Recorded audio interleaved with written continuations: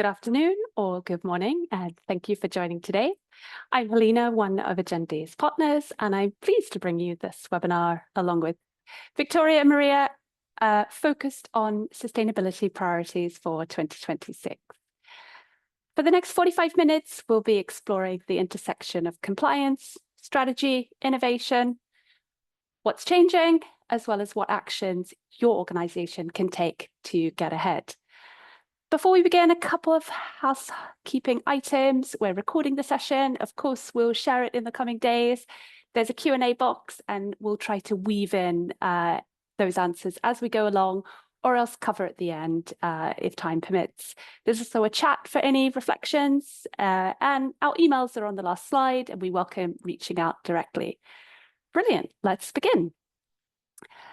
For those not familiar with Agendi, a very quick introduction. We are a specialist sustainability advisory firm.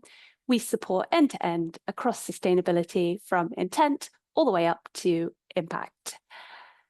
Our work spans sectors, geographies, so the insights that you'll hear today are grounded in what's actually happening. We'll be drawing from our client engagements, policy developments across the markets of both Agendi, but also our clients' global operations. And I think it's probably time to introduce the full team that will be guiding us through today. Between the three of us, we bring deep expertise across transition planning, climate target setting, disclosure alignment, value chain engagement, and in general, multi-stakeholder programs. Quick personal intro to myself. I've always centered on sustainability.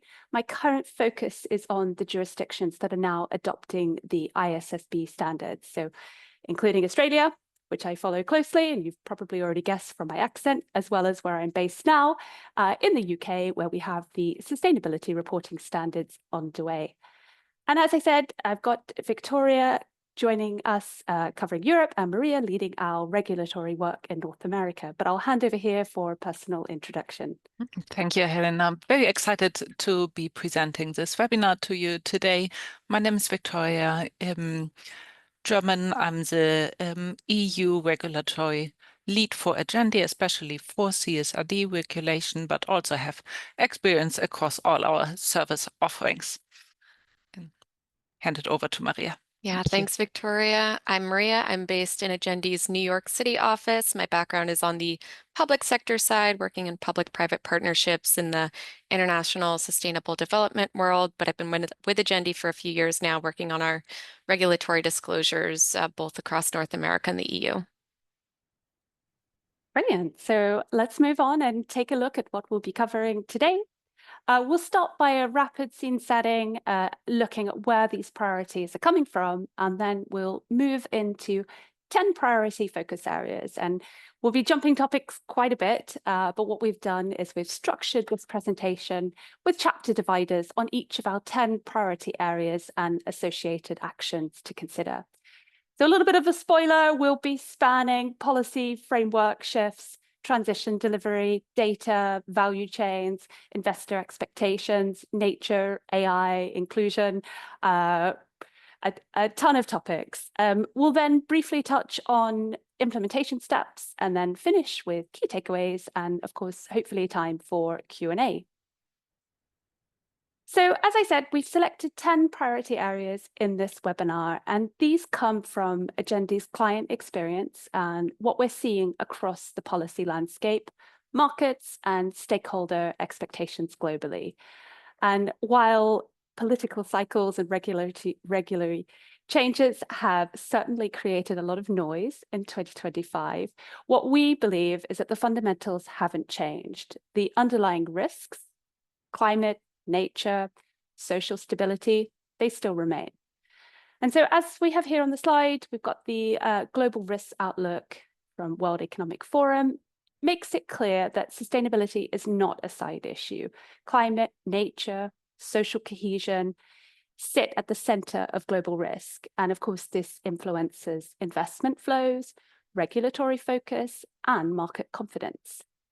And on the right-hand side, the science tells the same story. We have 7 of the 9 planetary boundaries now under pressure, showing that our environmental systems are operating beyond safe limits. And we therefore defined our 2026 sustainability priorities around this reality, that is, from a risk and impact-driven perspective. Lovely. We will now move on to the 10 priority areas. Perfect. Priority number 1 is about creating a disclosure plan for regulations in applicable jurisdictions for your company. 2025 has made one thing very clear. Sustainability is no longer immune from politics. In fact, the strength and credibility of any climate or inclusion agenda now ride on its ability to survive in uncertainty. We are seeing dramatically shifting wind direction. In some places, governments are pushing ambitious global governance reform. For example, here's Brazil's COP30 presidency is calling for a new global architecture to implement climate commitments at scale. But simultaneously, of course, we have all been following the news over the year, but we have seen pushbacks in several locations in the US, was some in the UK as well, and also in the EU, where efforts to roll back or simplify green rules with undermining corporate accountability. So it's a striking paradox that we can see when we have the urgency that Helena just took a look at from a climate and nature perspective, but the regulatory signals that are becoming less consistent and that are also rolling back in some locations. So this, of course, creates real challenges for companies, especially multinational companies, that have regulations in several jurisdictions applying to them, and them trying to invest, commit, and plan over a multi-year time horizon. The companies that thrive will be those that build resiliency through agility, balanced governance, scenario planning, and strong logic around principles, not just compliance, but of course, watching compliance in the changing compliance environment. So in short, if sustainability is going to weather political storms, it must be grounded in values backed by robust decision-making processes and flexible enough to adapt, because the pressure from climate in society will only increase. Now, looking deeper into some regulations in jurisdictions.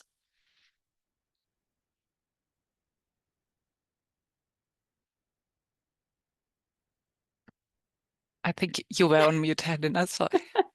Apologies. So, as I said earlier, I gave a little bit of a spoiler into ISSB, and thankfully, we are converging towards this global baseline of sustainability disclosure. So we have the International Sustainability Standards Board. We now have over 30 countries on the pathway to adoption, some that are finalized, some that have it in place, and many more with plans to do so.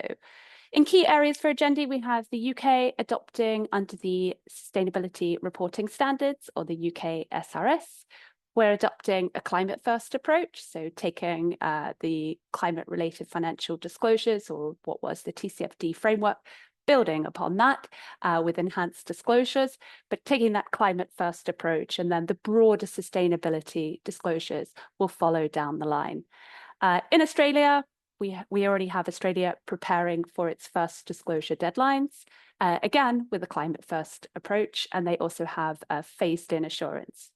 Canada's adopted on a voluntary basis. And if I switch to the next slide, if we go more broadly onto a map, we have 17 jurisdictions with finalized disclosure rules. I already mentioned Australia, but we have Brazil, Mexico, Nigeria, Tanzania, Turkey, and then 19 more actively developing, consulting, adopting that framework into their own regulatory programs. So Costa Rica, China, India, Japan, Switzerland, Uganda, and hopefully many more to come, which will bring this global baseline of sustainability disclosures and ease potentially some of that confusion about what, where, and how for organizations to disclose, especially when they have global operations. Now, zooming into Europe, you saw the EU shaded in the map before, that's because CSRD is considered to go beyond ISSB, but there are some interoperability documents to help report to both frameworks as well.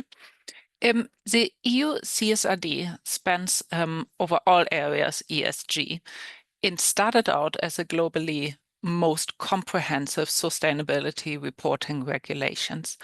But currently, CSRD, among other EU sustainability regulations like CSRD, EU taxonomy, and CBAM, are ongoing an omnibus simplification process. The process currently, or at the moment, the EU Parliament is finalizing their position before the trilogue, so between the EU Commission, the EU Parliament, and the EU Council, is expected to commence in November. The result of this will finalize the omnibus process and also finalize what companies now will be in scope for CSRD. What's happening in parallel is that the ISSB standards, which define the reporting data points, are in the process of being simplified. After the public consultation phase that finished in September, the finalized ISSB standards are expected by the end of November. Jumping in here with the US perspective, across the United States, we're seeing real movement at the state level in particular. And we know this has the potential to affect thousands of companies, including many headquartered outside of the US. So California has taken the lead with SB 253 and SB 261, which are now passed and due to take effect from 2026, so just a couple months, and 2027 for other companies. But together they require the disclosure of scopes 1, 2, and 3 emissions, as well as clear reporting on climate risks and opportunities, fully aligned with TCFD. New York and Illinois are following closely, with bills expected to be reintroduced or enacted over the next 2 years, and those cover similar requirements and thresholds. New Jersey also has draft legislation in progress, and the threshold to fall in scope of these regulations are significant dollar-wise, but what's really important as well is that they don't stop at US entities. So if you have operations, subsidiaries, or even substantial supply chain activity in these states, you'll likely fall into scope. So while federal policy in the US definitely remains uncertain, the regulatory signal is clear. Disclosure of emissions and climate risks is no longer optional. The pragmatic move right now is to prepare for those frameworks as if they're coming nationwide, because for most global companies, the compliance burden is already going to be there. Yeah, and in summary, we can say that 2025 has been a year of progress and uncertainty in sustainability policy and markets. On the one hand, we have seen real momentum, major frameworks advancing, like the adoption of ISSB that Helena showed us, and regulators tightening their focus on data integrity and assurance. But on the other hand, we see the political turnover and legislative delays that have created uncertainty in timing, in scope, and enforcement. For multinational companies, the big challenge has been fragmentation, so navigating overlapping requirements across the different frameworks we mentioned. And each of those frameworks kind of moves into the same direction, but they have different emphasis on timeline depending on the countries, different emphasis on different parts of materiality, and so on. What we are also seeing is the rapid expansion of due diligence and supply chain regulation. We have, of course, a CSRD. There's a state regulation in the US, for example, in California. Of course, CSRD is also undergoing the omnibus process. But for businesses, the implications are clear. Expect greater enforcement and scrutiny through 2026, strengthen internal alignment between sustainability, finance, and legal teams so that disclosures, controls, and narratives are consistent. And recognize that early movers, those who get ahead of the requirements, are shaping the narrative. Moving on to priority number 2. So while we talked about regulations and saw they are fragmented, the voluntary frameworks are also evolving, which brings us to this update slide. So there are several sustainability frameworks due for revision in 2026. Agility and governance integration will define leaders. So looking ahead into 2026, we see it as a big theme that frameworks change. I jump right into the first one. So when we look at the greenhouse gas protocol, they're undergoing major revisions across the corporate Scope 2 and Scope 3 standards to strengthen consistency and transparency. The proposed updates, when we look at the Scope 2 one, for example, include a potential shift to time and location-based matching for renewable energy. To name one example, they are also forming a formal partnership, or have formed a formal partnership with ISO to align global accounting rules. And these changes could have a real impact on how emissions are calculated and reported. Next, the Science Based Targets Initiative is implementing its net zero standard version 2.0. It's currently undergoing a pilot phase after a public consultation. Widespread adopting is expected to start in 2027 after the standard has been finalized. When we look at CDP, of course, we see closer alignment to different frameworks, ISSB, TNFD, EU disclosure frameworks.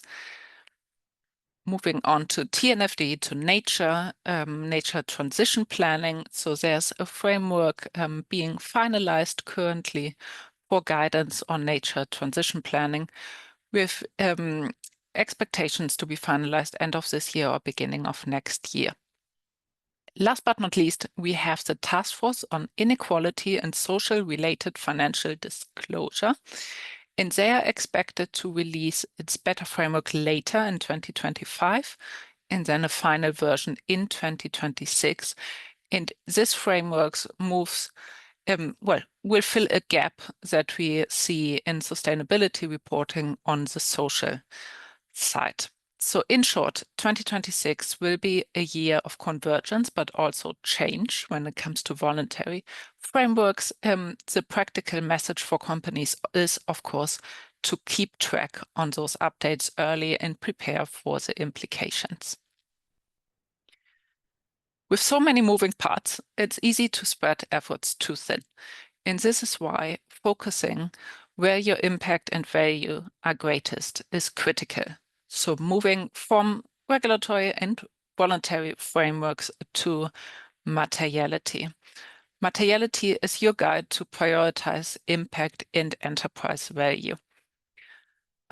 We see three different leading frameworks, framework setters here for materiality. So we have the IFRS, ISSB, who look at financial materiality. On the other hand, the GRI, which focuses on impact materiality, and then the EFRAG double materiality guidance for CSRD disclosure that brings both of them together and looks at double materiality.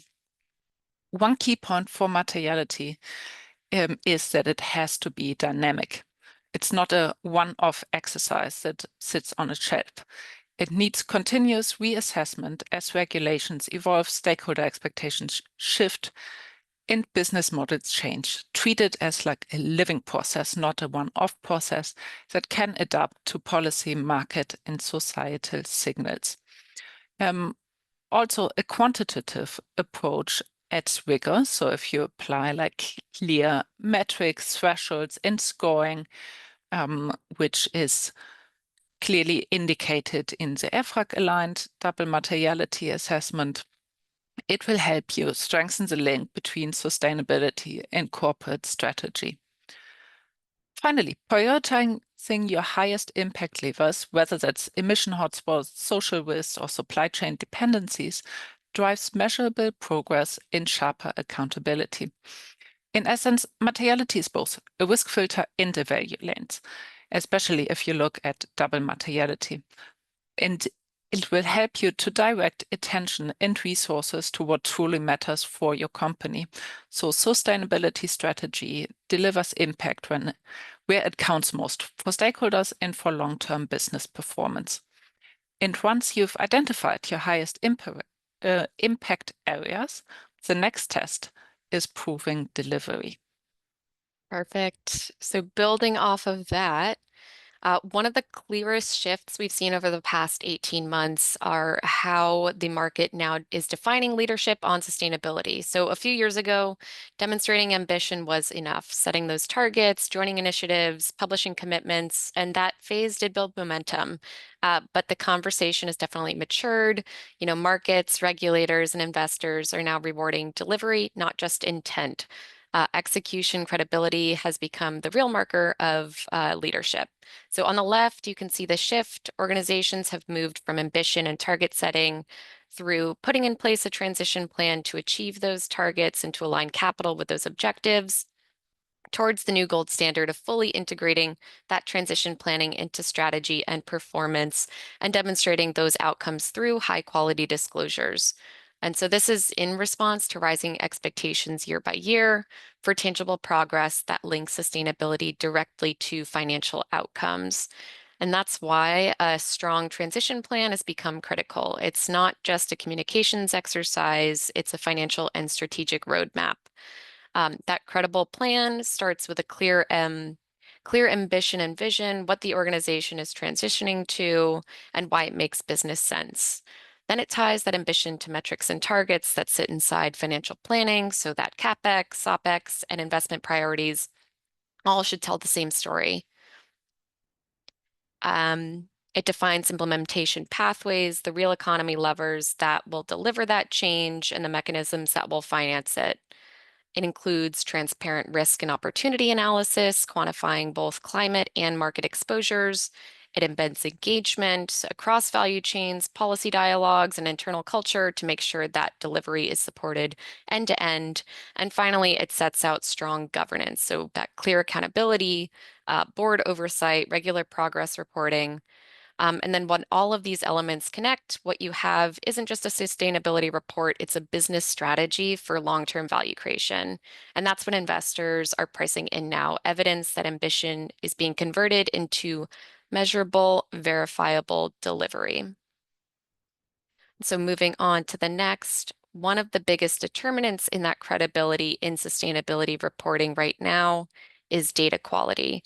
High quality data is what turns compliance into confidence, not just for regulators, but for investors and for even your own company's decision making.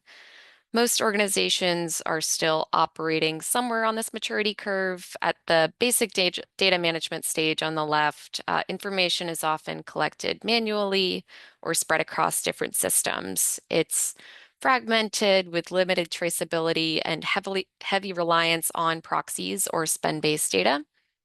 That might be enough to meet initial reporting requirements, but it won't stand up to assurance or investor scrutiny. And so the next stage is connected real value chain data. Here, companies start transitioning to activity-based and supplier-specific information. So environmental, social, operational, and financial systems begin to link, allowing for better accuracy and early insights into risk and performance. And then finally, that goal is to reach that single source of truth. So automated, standardized, and assured data flows that provide real-time visibility, transparent reporting, and verified performance tracking across the business. And this is where the leading organizations are heading, where sustainability data is treated with the same rigor as financial data. Across each of these steps, assurance is key. So decision useful information depends on confidence in those numbers, and that means embedding controls, validation, and governance throughout the process, not just checking the data at the reporting stage. Ultimately, strong data foundations don't just make reporting easier, they strengthen internal decisions, support capital allocation, and build the trust that's needed for credible sustainability leadership. And of course, much of this data comes from beyond your walls. So ensuring transparency across your value chain, becomes the next step. So when we think about sustainability risks, it's tempting to focus on what happens inside a company's own walls, the emissions you directly control, the policies you have implemented, and the data you collect. In your value chain, both upstream and downstream. That's why transparency here is critical. Without visibility across your suppliers, partners, and markets, you can't manage risk effectively or demonstrate credible progress. On the environmental side, value chains are where we see the highest concentration of emissions and dependencies. Looking at beyond emissions, looking at deforestation, biodiversity loss, water stress, this all might occur well beyond direct operations. And these are issues that drive cost, continuity, and reputational exposure.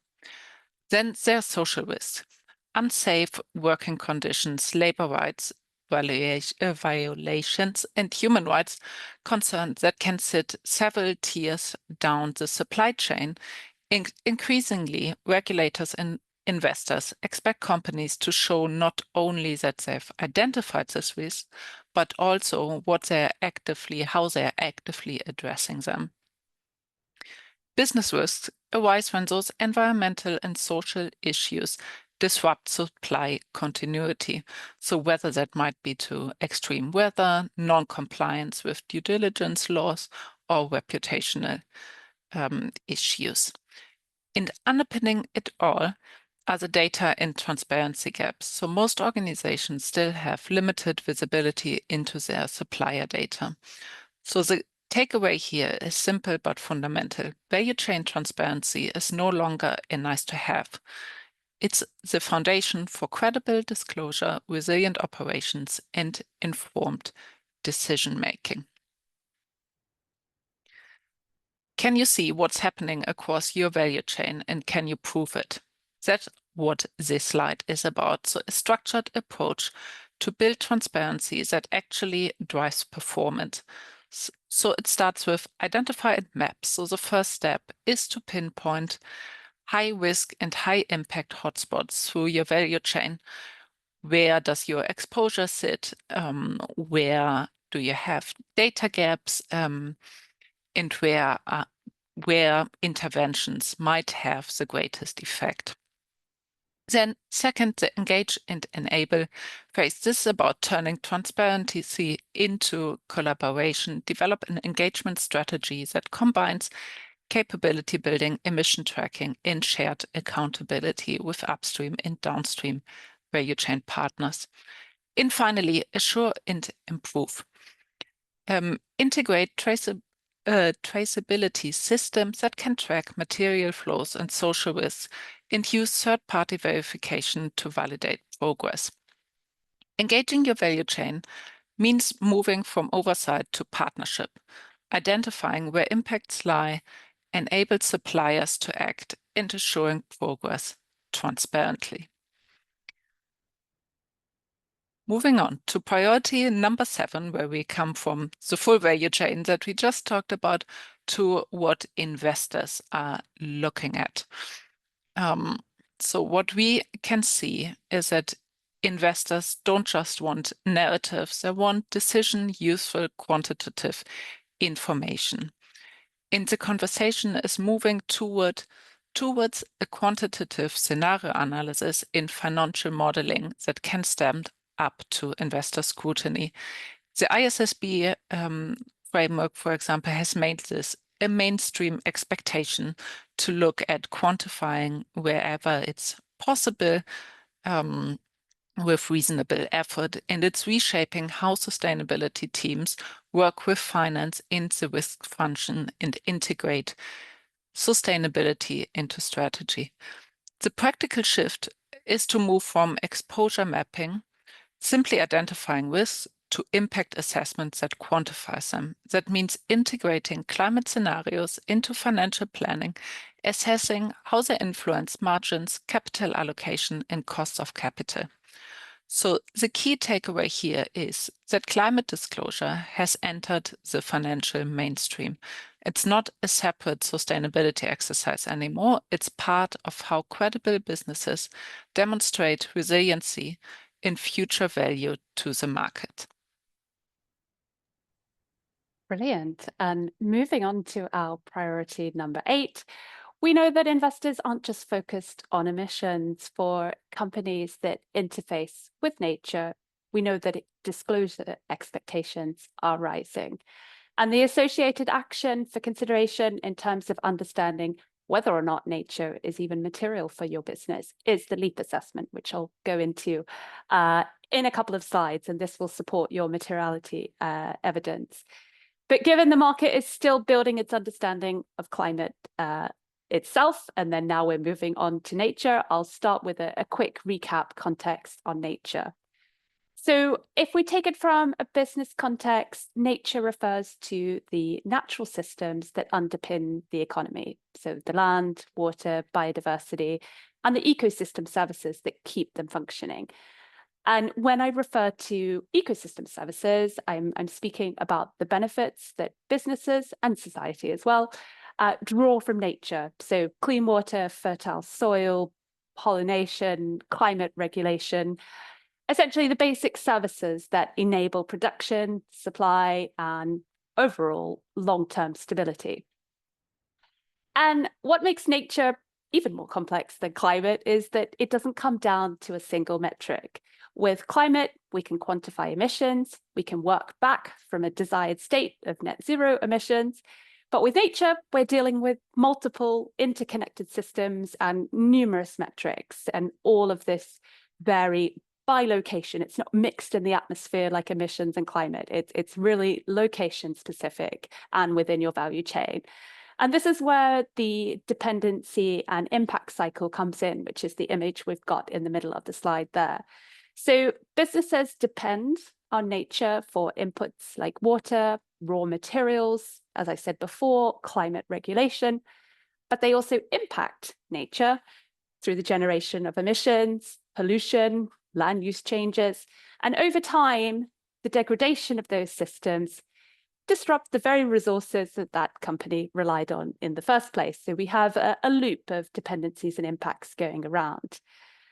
And all of this results in potentially higher costs, reduced asset values, volatility in resource pricing, et cetera, et cetera. And so nature is still often framed as an environmental or reputational issue. But when we look at the company's dependence on nature, we need to also add the business value and associated risk. For example, we have a food producer relying on soil quality and water access. We're using a data center server for our connection right now. That's depending on the water supply in the current area. We've got manufacturing needs, raw materials availability, et cetera, et cetera. And so this isn't just about environmental reputation, it's about business continuity, cost, capital. And for those companies where nature is material, and I need to preface that because this is, if it is material for your nature, understanding where this risk sits and its linkage to long-term resilience is now a key investor interest. And so if nature is emerging as a strategic priority for investors, how do organizations then understand their interface with nature and whether it is material at all in the first place? And this is where the TNFD LEAP framework comes in. The LEAP approach provides a very structured way to understand a company's interface with nature. It runs through 4 steps, conveniently named LEAP.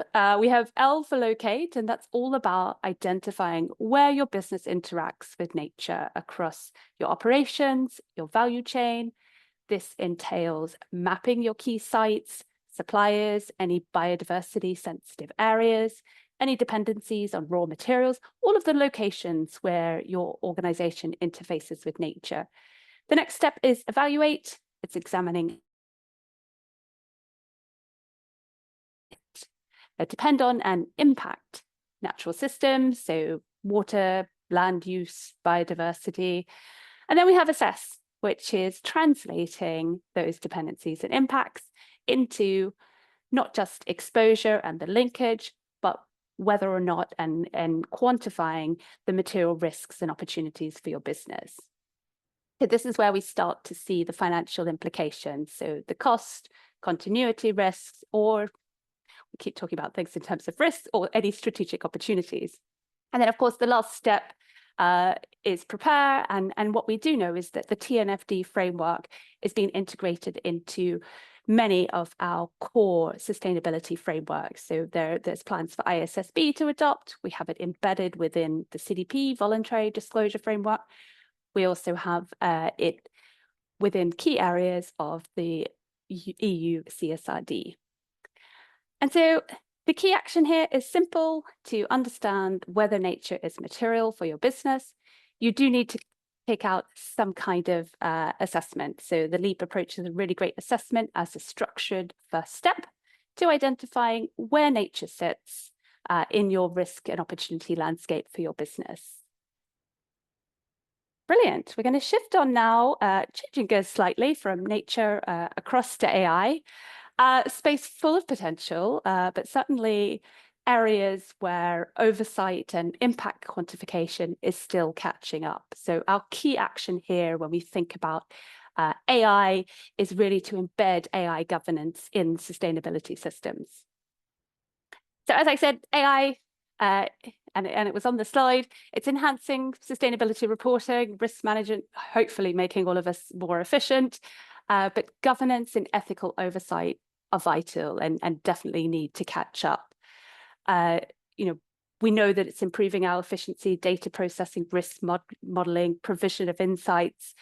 But as we're all aware, it carries its own sustainability footprint. And I'm focusing here on the sustainability footprint, keeping out of data security and some of those other areas. But of course, that's both environmental and social. So we know that there's high energy and water consumption if unmanaged. Potentially there's also unverified or biased data that could potentially weaken disclosure integrity or stakeholder confidence. And so this is an area where standards and guidance, it's still catching up, still emerging. But in terms of the associated action to do now in relation to responsible AI, it's to start to build those principles and to make sure that innovation is supporting rather than compromising your sustainability objectives. So ensuring that you have the associated policies, governance, management mechanisms in place to work towards a responsible AI framework for your organization. Great. And to round us out, we'll talk about what an inclusive, just transition looks like in terms of sustainability and organizations' roles in that. And so as we're transitioning further into that low carbon future, one principle is becoming absolutely clear. It has to be socially inclusive. A transition that isn't fair, that leaves parts of society behind, will struggle to hold trust and ultimately won't be durable. When we think about the systems that we're trying to transform, whether it's energy, food, water, supply chains, they are all deeply interconnected with people's livelihoods and well-being. What you see here on the left is just a simple systems map of extreme heat and drought. A climate event, we know, reduces soil moisture and crop yields, which can drive up food prices, can reduce household income and labor capacity, and it'll ultimately feed into malnutrition and lower quality of life. It's a cascading effect, and it reminds us that climate, nature, and social outcomes cannot be separated. And that's why organizations are now under pressure to show not only that they're cutting emissions, but that they're doing it in a way that's equitable. So they're protecting jobs, supporting communities, and ensuring value is shared across the entire value chain. The policy landscape is also catching up. So on the right there, you can see reference to that task force on inequality and social related financial disclosures that we talked about earlier. It's expected to release its first framework in the autumn of 2026, and it'll provide structured guidance on how companies should disclose their social impacts and dependencies, much like the climate and nature frameworks that we've seen over the last few years. So the message here is build social considerations into your transition strategy now. That means mapping how your decarbonization and nature actions affect workers, suppliers, communities, and be transparent about the trade-offs. A credible transition is one that's fair, transparent, and inclusive. And so if we take that same idea of inclusion and map it onto the transition itself, we can see two very different paths emerging. On the left, that curve represents what happens if we move too slowly. We lock in high physical risk. Rising emissions obviously drive higher temperatures, more extreme weather, and greater damage to assets, operations, and communities. But if we move abruptly, without planning for the people, sectors, and regions most exposed to that change, we're going to trigger high transition risk instead. Think of industries or communities that depend heavily on fossil fuels, intensive agriculture, or low-cost labor. If the transition doesn't account for reskilling, economic diversification, and social safety nets, the disruption can be just as destabilizing. And that's not just a moral issue, it's a commercial one as well. When businesses overlook the social dimension of the transition, the risks show up pretty quickly. We can see talent loss and widening skill gaps, rising legal and compliance costs, and brand erosion as customers demand evidence of fairness and transparency. Projects might face local opposition or legal challenges over unjust impacts, and investors are also scrutinizing this now as well. So ratings agencies and lenders are factoring just transition indicators into ESG assessments. And at the macro level, ignoring the social side leads to supply chain instability and lost growth in emerging markets that are central to future demand. So the real takeaway here is that fairness is not a soft concept, it's a risk management principle.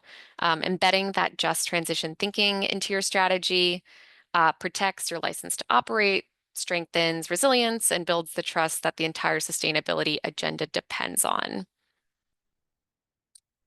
And so to bring it all together, everything we've discussed today, regulation, data, transition planning, nature, and social inclusion, ultimately comes down to one question: how do you turn priorities into delivery? For most companies, resilience is built through 4 connected stages. First, diagnose, understand where your organization stands on the 2026 priorities. That means assessing materiality, reviewing policy exposure, evaluating which frameworks apply to you, and identifying any readiness gaps. This step gives you a clear baseline. So what's in place, what's missing, and where to focus. Second, design. Translate those insights into a company-wide sustainability strategy. So update transition plans, set measurable KPIs, align governance structures, and determine how resources will be allocated. This is where ambition becomes a structured plan, one that's integrated into business operations and capital planning. Third, deliver.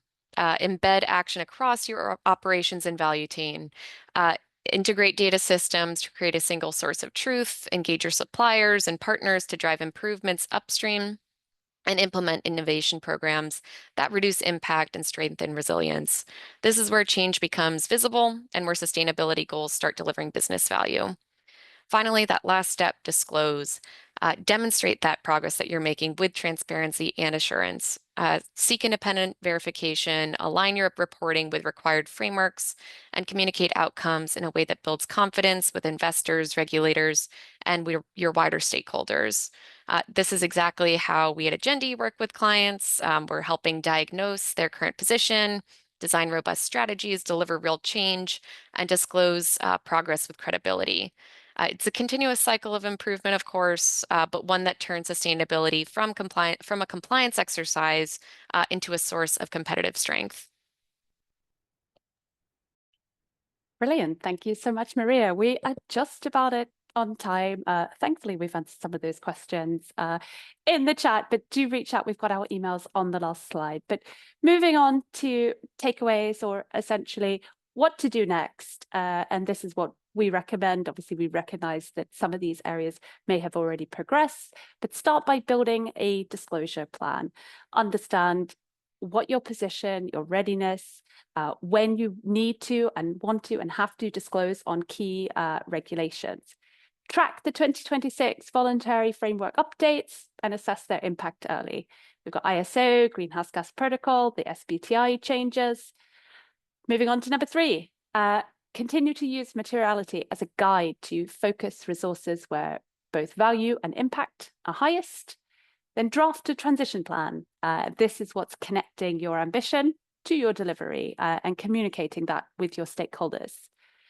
And moving on to the next one, focus on data management, methodologies and accuracy to build investor trust, get quality data out there. So think about assurance all along the process there. Work with your value chain. Resilience in action is going to depend on collaboration. So building that progress together. And as expectations rise, we need to see a shift from disclosure of climate exposure and shifting that to integrating both the financial metrics into your planning. And the same holds true when we think about nature. And then finally, as Maria outlined, we want to embed equity and fairness in your transition planning because trust at every level depends on inclusion. So in short, in summary, the next phase of sustainability we see is about execution. That brings us to time in the webinar. Thank you so much. We've covered a lot. I know we've jumped from every single topic imaginable. We'll be sending out the slides as well as the recording. So thank you so much for joining us. If you have any questions, please feel free to reach out directly. And thank you so much for your time and engaging.